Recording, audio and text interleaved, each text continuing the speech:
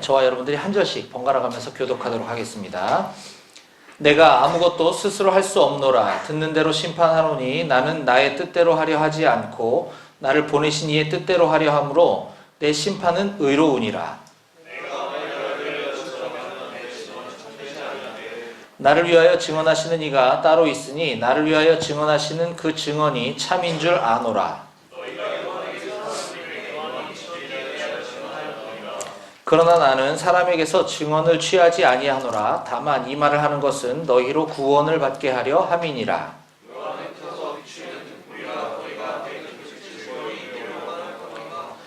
내게는 요한의 증거보다 더 큰 증거가 있으니 아버지께서 내게 주사 이루게 하시는 역사, 곧 내가 하는 그 역사가 아버지께서 나를 보내신 것을 나를 위하여 증언하는 것이요.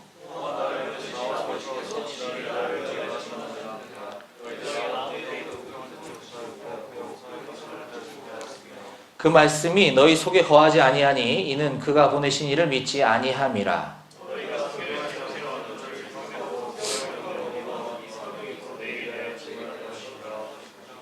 그러나 너희가 영생을 얻기 위하여 내게 오기를 원하지 아니하는도다. 다만 하나님을 사랑하는 것이 너희 속에 없음을 알았노라.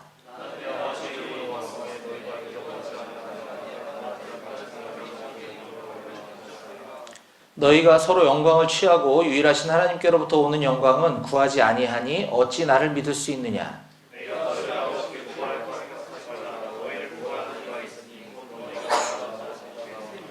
모세를 믿었더라면 또 나를 믿었으리니 이는 그가 내게 대하여 기록하였음이라. 다 같이. 그러나 그의 글도 믿지 아니하거든 어찌 내 말을 믿겠느냐 하시니라. 아멘. 오늘 말씀에서 제가 기도하겠습니다. 참 좋으신 사랑의 하나님 아버지, 은혜와 사랑을 감사드립니다. 지난 한 주간 동안 새해 첫 주간을 은혜 가운데 보내게 하시니 감사합니다. 아버지, 우리 사랑하는 한마음교회 용사들 추운 날씨 가운데 건강 지켜주시고, 또 오늘 거룩한 주님의 날 이곳에서 주님의 음성을 듣고 또 주님을 영화롭게 예배드릴 때 하나님 기뻐 받아주시고 우리의 믿음이 자라고 우리의 신앙이 자라고 우리가 주님을 더 깊이 사랑할 수 있는 이 시간 될 수 있도록 허락해 주시옵소서. 주님의 말씀을 증거하는 자의 모습은 십자가 뒤에 가려주시고 오직 이 시간 주님의 능력만, 주님의 권능만 선포될 수 있도록 붙잡아 주시옵소서. 모든 것 주님께 의탁드리고 감사드리며 예수님의 이름으로 기도했습니다. 아멘. 네, 추워. 아직도 춥죠? 오늘 오후에는 좀 풀어진다 그러더니 아침 기온은 상당히 춥네. 그럼에도 불구하고 이렇게 주님의 날 예배드리러 나온 우리 한 명 한 명을 정말 너무너무 사랑하고 주님의 이름으로 축복합니다. 우리는 지난 주일에 그 앞에 있는 본문인 요한복음 15장 19절에서부터 29절까지 말씀을 가지고 하나님의 아들이신 예수 그리스도라고 하는 제목으로 말씀을 증거하였습니다. 예수님께서는 여러 가지 표적과 이적들을 행하실 때 그것은 내가 하나님의 아들로서의 권위로 행하는 것이다 라고 하는 것을 증언하는 장면을 우리가 지난 시간에 보았고요. 오늘은 거기에 이제 연결되어져서 이제 예수님이 하나님의 아들이시고 하나님께서 보내신 그 메시아라고 하는 보다 객관적인 증거를 제시하시는 장면이 나옵니다. 이때 사람들은 어떤 것을 확증하기 위해서는 최소한 3명 이상의 증인이 있었어야 됐는데 예수님은 여기서 최소 3가지 이상의 증거를 이제 제시하시는 장면이 나오게 되는데요. 우리가 잠깐 이제 지난 시간에 나눴던 말씀을 좀 복습하고 연결하는 게 좀 도움이 될 것 같아서 제가 지난 시간에 설교 말씀을 약간 좀 리뷰해드리면 19절부터가 지난주 말씀이었거든요. 19절 말씀에 보면 예수님께서는 아버지께서 하시는 일을 내가 보았기 때문에 내가 그대로 행하는 거야 라고 선언하시고 계십니다. 그리고서 21절 22절에 보면 그 아버지께서 행하셨던 일이란 내가 아버지께서 행하셨던 일을 보고 내가 아들로서 그것을 행하는 것인데 아버지께서 행하셨던 그 일이란 뭐냐면 바로 아버지께서 원하시는, 즉 주님이 원하시는 자들을 살리는 일과 또 하나님으로부터 권세를 위임받아서 심판하는 일, 즉 살리는 일과 심판하는 일이다 라는 것을 말씀해 주고 계십니다. 하나님이 하시는 가장 중요한 두 가지 일은 사람을 살리고 심판하는 일인데 내가 그 권한을 이어받아서 본 그대로 하는 것이다 라고 말씀하시고 계시고요. 24절에 그 아버지께서 행하시는 일이란 영혼을 살리는 일과 또 동시에 믿지 않는 영혼을 심판하는 것이다 라고 명확하게 말씀해주고 계십니다. 이제는 그 일을 아들이신 예수 그리스도께서 하시겠다라고 하시는 것이죠. 자, 예수님은 이와 같이 영혼을 살리는 일, 즉 생명을 얻게 하는 일과 심판을 당하지 않는 방법에 대해서 한마디로 이렇게 딱 정리해주고 계십니다. 24절입니다. 함께 한번 볼까요? 24절 시작. 내가 진실로 진실로 너에게 이르노니 내 말을 듣고 또 나 보내신 이를 믿는 자는 영생을 얻었고 심판에 이르지 아니하나니 사망에서 생명으로 옮겼느니라. 아멘. 지난주에 나눴던 설교 말씀 중에 본문 중에 가장 중요한 구절은 바로 24절이었습니다. 영원한 생명을 얻는 일과 심판을 당하지 않는 비결은 뭐냐? 바로 내 말을 듣고 또 나 보내신 이를 믿는 것. 이것이 중요한 포인트라는 거죠. 예수님의 말씀을 듣는 것, 그리고 예수님을 믿는 것. 이것이라는 것입니다. 이게 유일한 방법이라는 겁니다. 심판당하지 않고 생명을 얻는 유일한 방법. 로마서 10장 17절에도 보면 그러므로 믿음은 들음에서 나며 들음은 그리스도의 말씀으로 말미암느니라 라고 말씀해주고 있습니다. 믿음은 들음에서 나는데 들음은 그리스도의 말씀이다. 즉 그리스도의 말씀을 듣는 것에서 믿음이 나온다는 거죠. 오늘 5장 24절도 똑같은 말씀을 하고 계시는 거예요. 내 말을 듣고 나 보내신 이를 믿는 자만이 영생을 얻게 될 것이다 라고 우리에게 가르쳐주고 계십니다. 그리고 나서 이제 25절부터 그 이후에 보면 성경은 마지막 때가 있다고 하는 사실을 우리에게 알려주고 있는데 이 세상 사람들은 대부분 이 땅에서의 성공을 꿈꾸며 살아갑니다. 이 땅에서의 성공, 명예 이런 것들을 성취하기 위해서 일평생 애를 쓰며 살아가지만 결국 모든 사람들은 죽음 앞에 직면하게 되는 것입니다. 그런데 그 죽음 앞에 섰을 때 아마 대부분의 사람들은 그렇게 앞만 보고 달리고 성공과 명예만을 추구하며 살아왔던 삶을 대부분 후회하게 되는 것을 보게 됩니다.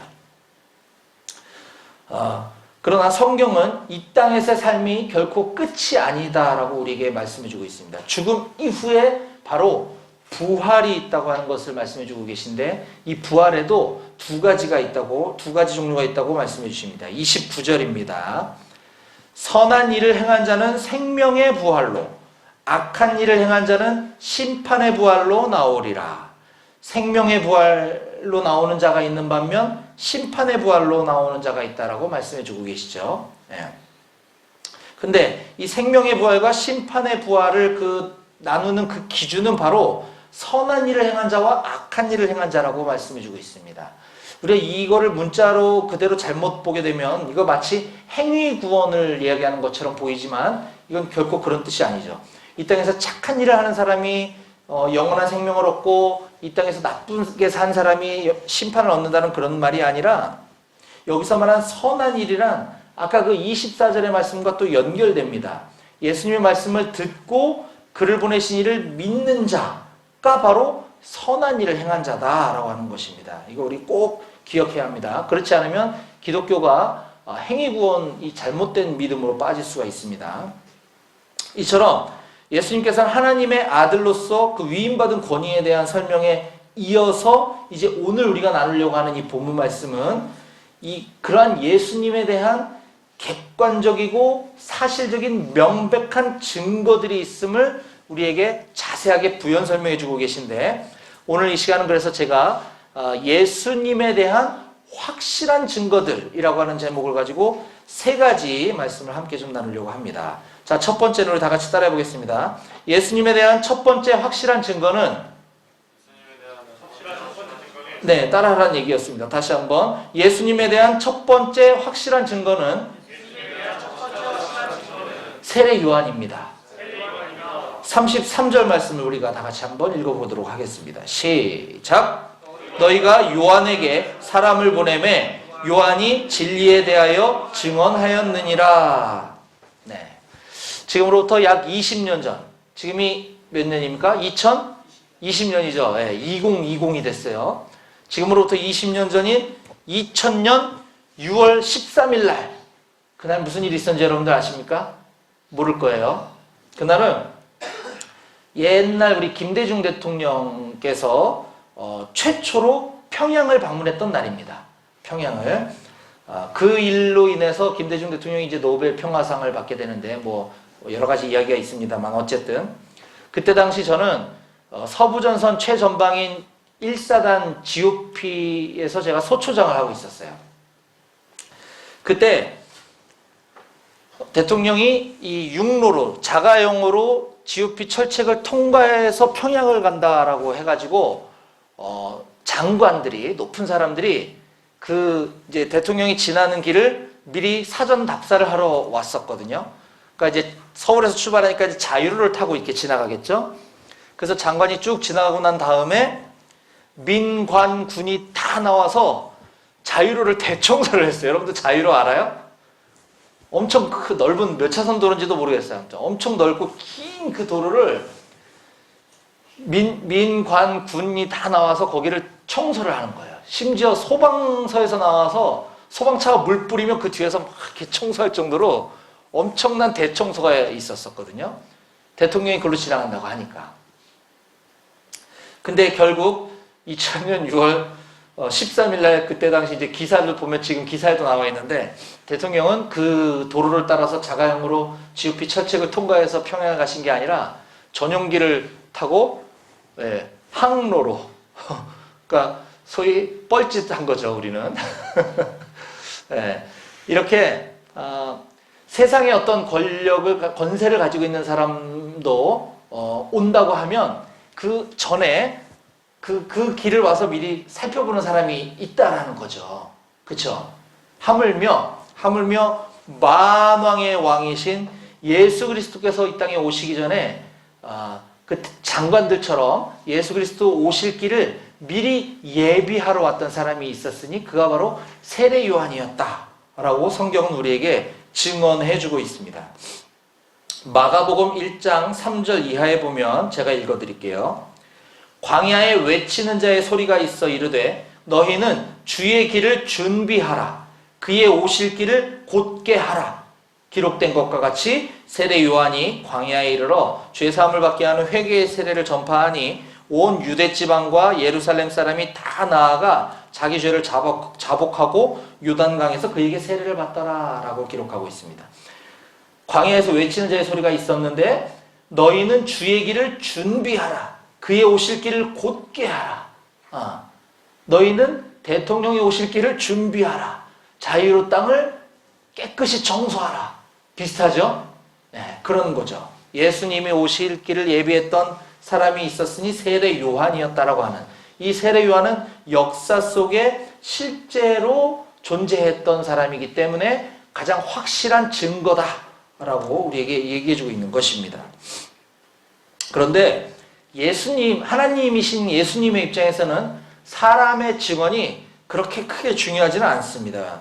그럼에도 불구하고 예수님이 그 본인이 메시아, 하나님의 아들이시다라고 하는 증거로서 첫 번째 채택한 증거가 인간인 세례 요한을 제시하신 이유는 많은 사람들이 그를 참 선지자라고 여기고 있었기 때문에 그런 그가 많은 사람들이 존경하고 추앙하고 마지막 선지자고 참 선지자라고 했던 그 세례 요한이 했던 사역은 바로 메시아가 오실 길을 예비하는 거였어 라고 하는 것을 사람들에게 보다 쉽게 이해하도록 세례 요한을 증거자로 예수님이 지금 채택을 하고 계신 것입니다.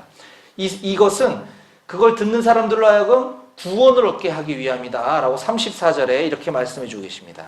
그러나 나는 사람에게서 증언을 취하지 아니하노라. 나는 사람의 증언이 필요 없어. 다만 내가 이 말을 하는 것은 내가 세례 요한을 나의 증거라고 얘기하는 것은 너희들로 하여금 구원을 받게 하려는 것이야 라고 34절에 기록해주고 계십니다. 자, 또한 예수님에 대한 이제 두 번째 확실한 증거는 함께 따라해 보겠습니다.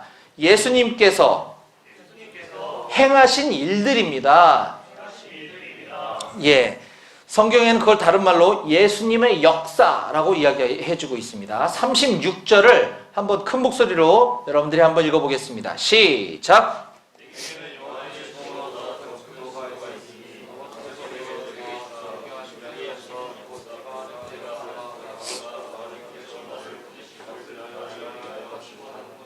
아멘.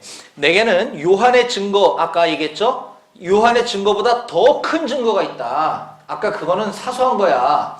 더 큰 증거가 있으니 아버지께서 내게 주사 이루게 하시는 역사, 곧 내가 하는 그 역사가, 이거는 히스토리가 아니고 예수님께서 행하신 일들이라는 거예요. 이 역사라는 말은. 내가 하는 그 일들이 아버지께서 나를 보내신 것을 나를 위해 증언한 것이다 라고 지금 얘기해주고 계신 것이에요. 세례요한보다 더 확실한 증거는 내가 이 땅에 와서 지금까지 너희들에게 보여줬던 그 표적들, 앞으로 내가 행할 그 일들, 그 역사, 그것이 바로 확실한 증거다라고 하는 것입니다. 예수님이 하나님의 아들이 아니시라면 어떻게 물을 포도주로 만들 수 있다는 말이냐는 거죠. 또 예수님이 하나님의 아들이 아니시라면 어떻게 얼굴도 안 보고 저 멀리 있던 왕의 신하의 아들, 다 죽어가는 왕의 신하의 아들을 말 한마디로 살리실 수 있냐는 거죠. 또 예수님이 하나님의 아들이 아니시라면 어떻게 38년 동안 누워만 지내야 되는 그 중병 환자, 다 죽어가는 그 중병 환자를 베데스다 연못에 넣어주지도 않고 그냥 말로 일어나 자리를 들고 가라 라고 했을 때 그 38년 동안 그 병을 앓았던 사람이 어떻게 나을 수 있겠냐라는 것이에요. 지금 제가 이 얘기했던 이 세 가지는 우리가 지금까지 쭉 살펴봤던 예수님이 보여주셨던 세 가지 표적들이죠. 이런 것들이 내가 하나님의 아들로서 행한 일들이야 라고 얘기해 주는 것입니다. 그런데 그런 것들보다 그런 죽어가는 사람을 낫게 하고 물을 포도주로 만들고 이런 거보다 더 중요한 건 사실 그것들을 통해서 미리 예표해 주고 계시지만 나중에 행하실 그 십자가의 구속 사건, 십자가에서 피 흘려 죽으심으로 우리 인간의 죄를 용서해 주게 되는, 사함받게 되는 그 일들이야말로 내가 하나님의 아들로서 행하는 일들이라고 하는 것을 확실한 증거로 지금 말씀해 주고 계시다라고 하는 것입니다. 그래서 예수님께서는 먼 훗날 예수님을 의심하는 사람들을 향해서 이렇게 말씀해 주고 계십니다. 한번 찾아볼까요? 요한복음 10장 24절 25절입니다. 뒤쪽에 있죠. 10장, 요한복음 10장 24절 25절.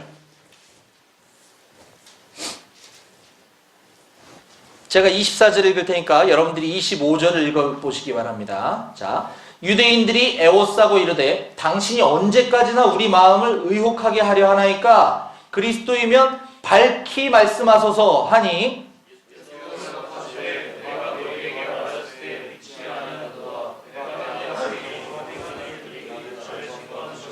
아멘.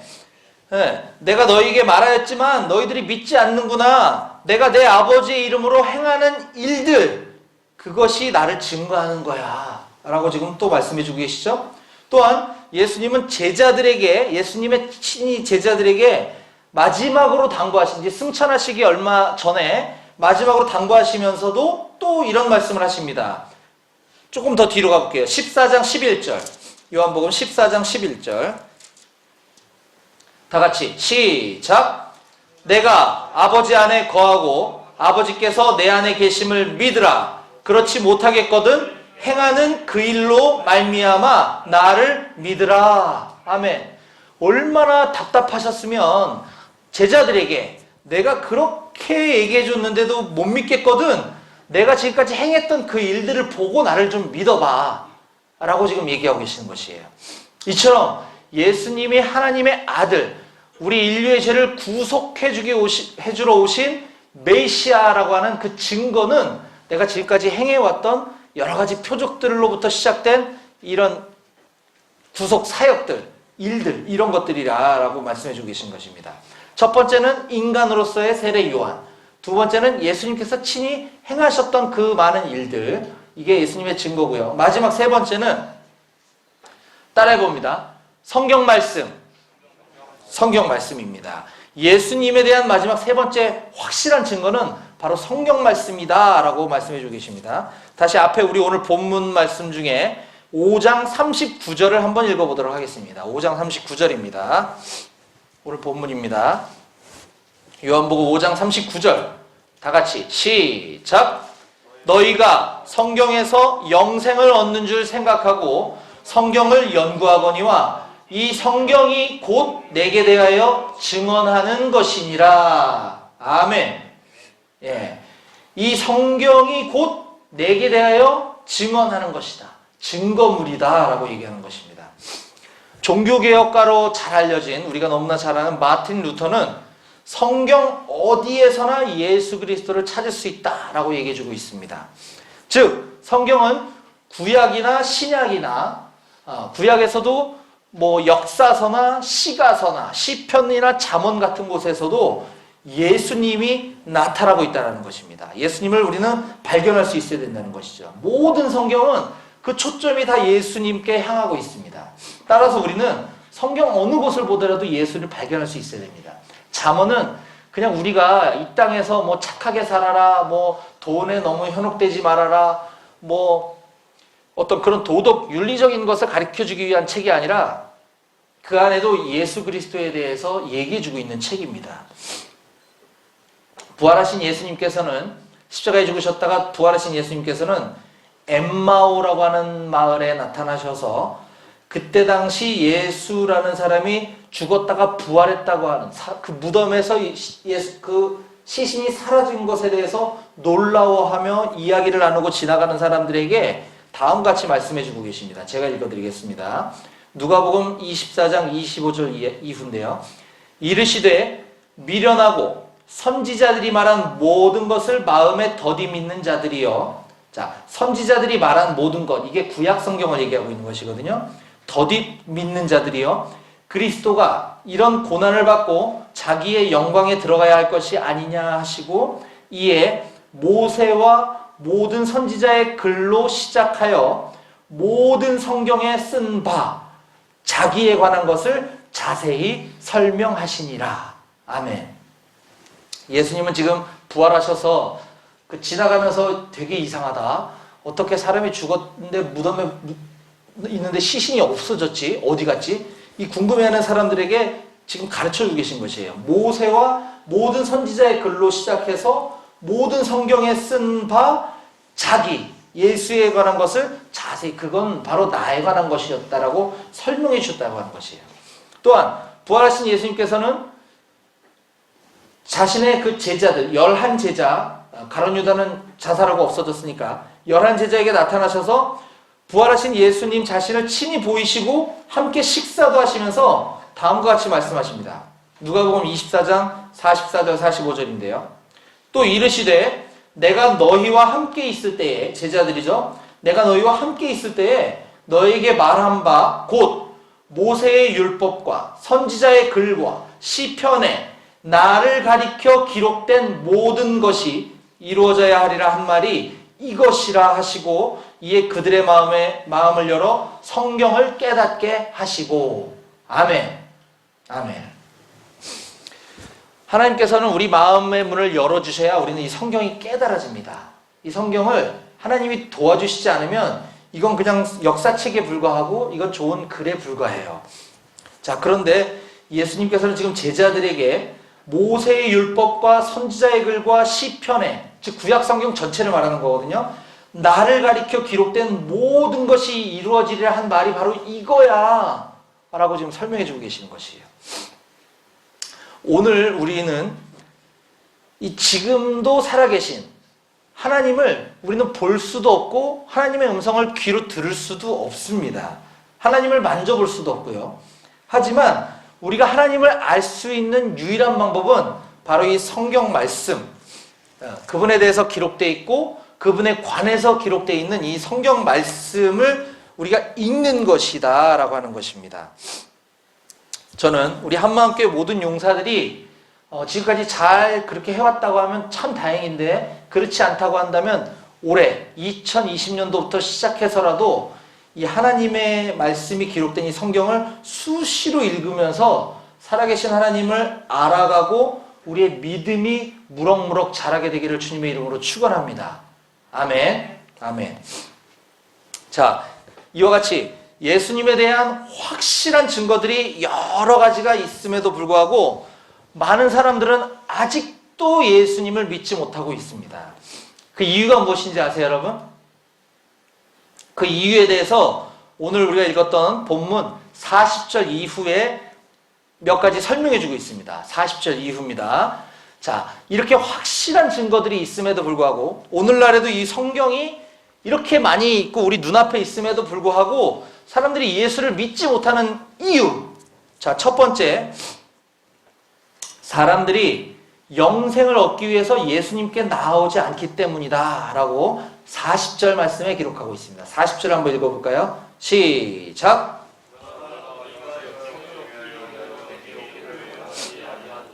네, 사람들은 영생이라는 게 얼마나 중요한 건지를 모른다는 거예요.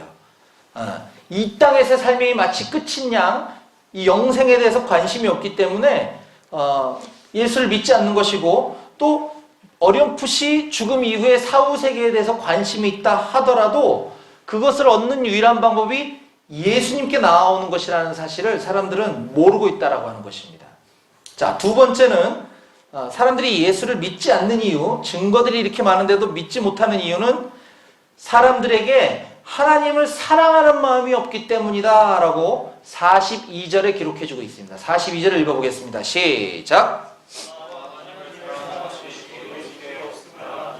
네, 사람들은 하나님이 아닌 다른 이름으로 어떤 신을 부른다 할지라도 자기의 필요를 채우기 위한 존재로서만 신을 찾지, 하나님을 밤이나 낮이나 그리워하고 사랑하고 이런 존재로서 인식하지 않는다라고 하는 것이에요. 그렇기 때문에 예수님을 믿지 않는다는 것입니다. 사람들이 막연하게 신에 대해서 찾긴 찾지만 자기의 아쉬움을 달래고 채워주기 위한 존재로서만 구한다는 것이에요. 자, 세 번째, 사람들이 예수 그리스도가 이렇게 많은 증거를 갖고 있음에도 불구하고 믿지 않는 이유는 하나님의 이름으로 오신 예수님이 아닌 다른 것들을 받아들이고 있기 때문이다 라고 43절에서 말씀해 주고 있습니다. 43절 한번 읽어볼까요? 시작!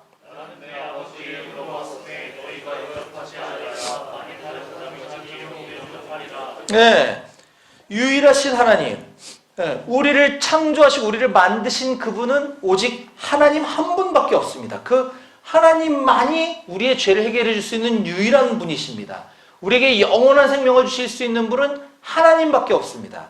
그런데 사람들은 우리 평범한 사람들보다 조금 더 훌륭한 사람, 조금 더 많이 배운 사람, 그 사람을 구세주로 받아들이거나 혹은 그 사람이 깨달은 어떤 진리, 어떤 깨달음, 이것에 더 매료돼서 그것이 마치 진짜인 양 그걸 받아들인다는 거죠. 이게 바로 불교고 유교고 도교고 타종교가 아니겠습니까? 그렇죠? 다른 그 사람들은 다 똑같은 인간들이었어요. 그 사람들이 언젠가 죽었죠. 지금 살아있지 않습니다. 근데 신으로 받아들이고 있어요. 또는 그들이 깨달은 어떤 깨달음, 그걸 우리는 마치 진리인 양 받아들이고 있는 이 어리석음을 범하고 있다고 하는 것이죠. 오직 예수 그리스도만이 유일한 진리다라고 하는 사실을 사람들이 받아들이고 있지 않기 때문이다 라고 말씀해 주고 있습니다. 또 네 번째는 하나님으로부터 오는 영광이 아니라 인간들끼리 서로 영광 얻기를 좋아하기 때문에 이렇게 예수가 메시아라고 하는 명백한 증거들이 있음에도 불구하고 믿지 않는다라고 44절에서 우리에게 가르쳐주고 있습니다. 44절 함께 읽어볼까요? 시작!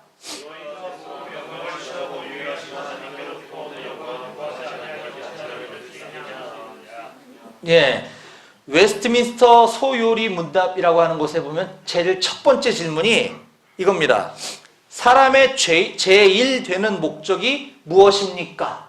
사람의 제1, 첫 번째 목적이 무엇입니까? 라고 하는 질문에 대한 정답은 바로 이겁니다. 사람의 제1 되는 목적은 하나님께 영광을 돌리고 하나님을 영원토록 즐거워하는 것이다. 하나님께 영광을 돌리고 하나님을 영원토록 즐거워하는 게 사람의 제1 목적이다라고 하는 것이. 그런데 인간들은 하나님께 영광을 돌리기는커녕 이 세상의 모든 부귀, 영화, 성공, 명예, 돈 이런 영광 얻기를 좋아한다. 그래서 예수님을 믿지 않는 것이야 라고 얘기해주고 있습니다. 끝으로 5번째, 명백한 증거들이 있음에도 불구하고 사람들이 예수를 믿고 받아들이지 않는 5번째 이유, 46절, 47절에 나와 있습니다. 읽어볼까요? 시작! 이는 그가 내게 대하여 기록하였음이라. 그러나 그의 글도 믿지 아니하거든 어찌 내 말을 믿겠느냐 하시니라. 아멘. 모세를 믿었더라면 또 그의 글도 믿지 아니하거든. 여기 모세의 글이라고 하는 건 모세 오경을 말하는 것이지만 모세 오경만을 얘기하는 것은 아니라 사실은 구약 성경 전체를 얘기하는 것입니다. 구약 성경을 믿었더라면 나를 믿었을 건데 그의 글도 믿지 않거든 어떻게 나를 믿겠냐. 사람들은 성경 말씀을 믿지 않기 때문에 성경이 명백한 진리임에도 불구하고 예수님을 믿지 않는다라고 하는 것이에요. 오늘날 성경을 많이 아는 것과 성경을 믿는 것은 다릅니다. 이 성경에 대해서 어떤 사람들은 이 성경이 오류야, 오류. 여기 있는 거는 틀린 게 많아. 이거를 발견하기 위해서 성경을 열심히 공부하는 사람들도 있어요. 뭐 그 정도 급은 아니더라도 우리가 성경을 열심히 공부하는 사람 중에서도 가끔씩 이 성경을 머릿속에 지식으로만 습득하고 머리에만 채우려고 하는 사람은 이 자기가 알고 있는 이 성경 지식을 가지고 다른 사람을 비난하거나 비판하거나 저건 틀렸어 라고 정죄하고 다른 사람을 공격하는 무기로 이 성경에 대한 지식을 사용하는 사람도 가끔 있습니다. 그런 사람들에게는 하나님의 성품인 사랑, 겸손 이런 건 없고 오직 교만으로만 가득 차 있는 거죠. 따라서 성경은 많이 아는 것이 목적이 아니라 성경을 믿는 궁극적인 목적이 우리의 믿음을 자라게 하는 것이어야 합니다. 성경을 믿는다면 성경 말씀대로 살아가는 것이 중요하다. 머릿속에 성경을 지식으로 채우는 것이 중요한 게 아니라 믿음을 갖는 것이 중요하다라고 하는 것입니다. 자, 말씀을 마무리하겠습니다. 오늘 우리가 나눈 말씀은 우리 오늘 설교 말씀은 굉장히 중요합니다, 여러분들. 막연히 무턱대고 예수를 믿어야 돼. 믿어야 천국 가. 어떻게 도대체 믿어줘야 말이지. 예. 무조건 믿으라는 게 아니라 예수님을 믿을 수밖에 없는 명백한 증거들이 있다라고 하는 사실을 우리가 오늘 들었습니다. 첫 번째는 역사상 실제로 존재했었고 많은 사람들이 존경했었던 그 세례 요한이라고 하는 사람이 바로 예수님에 대한 증거고요. 또는 또 하나는 예수님께서 친히 행하신 여러 가지 표적들, 일들 이런 것들이 증거고요.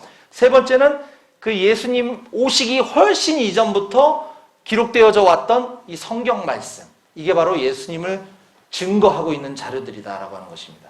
자, 그럼에도 불구하고 수많은 사람들이 예수님을 믿지 못하고 있는 이유들이 몇 가지 있다라고 살펴보았습니다.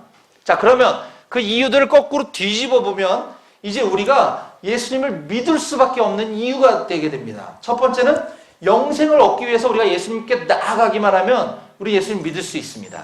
또 나의 피로 나의 만족을 얻기 위해서 하나님을 이용하는 것이 아니라 내가 하나님이 나를 만들어 주셨기 때문에 나를 이 땅에 존재하게 해주신 그분을 존재로 그냥 사랑하면 우리는 예수님을 믿을 수 있게 됩니다.